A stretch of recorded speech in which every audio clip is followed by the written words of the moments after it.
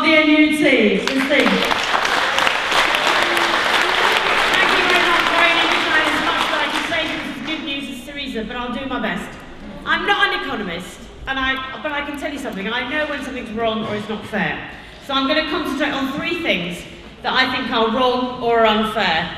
But I should just say up front for all of you teachers in the audience, and I see loads of you, that the things that I'm going to talk about that are wrong or unfair are not the phonics test, where we are making children fail by testing them against made-up words and expecting them to decode them. Last year, 2/3 of kids who did that test failed. 5 is too young to fail.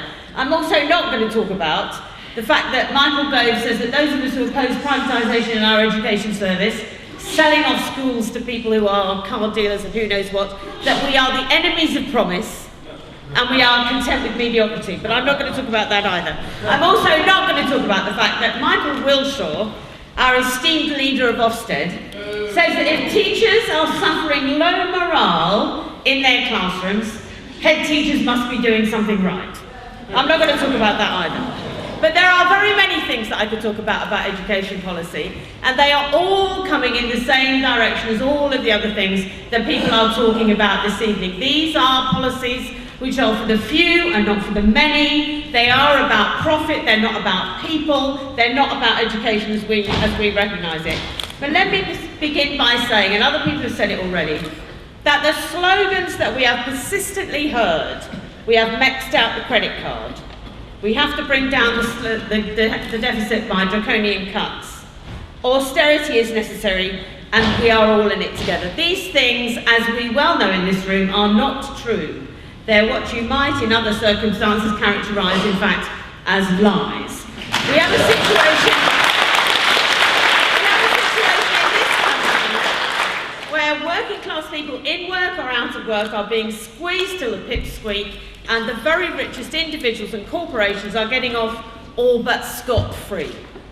The financialisation of our economy and other economies around the world over the years unbalanced the economy, it was unsustainable, and it ultimately led to the financial crisis. Most people realised a very long time ago that alchemy was illusory, that you cannot turn lead into gold.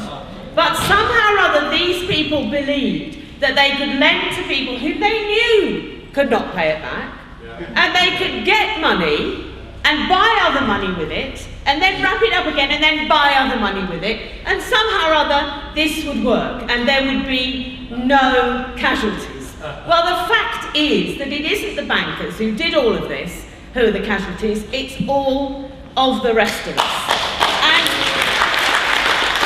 you know, Ponzi schemes are unlawful, so why is it that there are not more bankers in prison? These things are wrong and they're unfair. And here's something else that I've learned that is wrong and that is unfair. Before Debenhams was taken over by a private equity consortium in 2003, it paid annual corporation tax of £40 million. Because of the £1.37 billion the consortium borrowed to finance the deal, the department chain stores stopped paying corporation tax altogether because it was in different ownership. Now, I don't understand that, but that's what happened. And before it was taken over by a massive private equity deal in 2007, Boots, the chemist, used to pay between 120 and 150 million pounds a year in tax. Since the takeover, it's paid virtually no corporation tax because it's been offsetting the cost of financing the deal, and part of the new owners relocated to Switzerland. Now, the fact is, if you're one of those people who was quoted in The Guardian this morning, you can't relocate the fuel bill that you can't pay to Switzerland. You are stuck there, and you are one bill away from an absolute disaster. Right, here's another thing that I think is wrong and unfair. What is the difference between 178 and 114? Now, this is not a maths test, so I'll tell you, it's 64. But the point is, more importantly than the fact that it's 64, is that it's the difference between what I could get now as an old age pension, £114 a week, and I have to tell you that would make me a very well-off woman pensioner, £114 a week, and the government determined poverty line of £178 a week. Now, there are millions millions of pensioners living very far below £178. And I have to say, I don't think that's fair. I think that's completely wrong, and that's why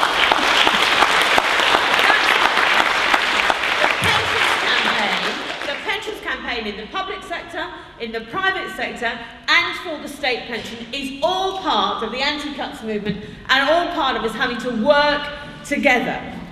Now, the last thing I'm going to say that I think is wrong and unfair is that we know in part what the answer to these problems is. We know that there are massive levels of tax avoidance, massive levels of tax evasion, and we even know that there are some people who might actually pay the tax they owe if it weren't for the government having got rid of all of the jobs of PCS members who used to work in tax offices. And the final thing that I agree with absolutely with Selma about is the fact that this government is not creating the financial transaction tax, the Robin Hood tax. You may know that in the States, where actually Robin Hood's not a particularly big character, they've decided that Robin Hood tax is such a great idea that the United Nurses Union is campaigning all over the States for a Robin Hood tax. They know very well it's the Tobin tax or the financial tax.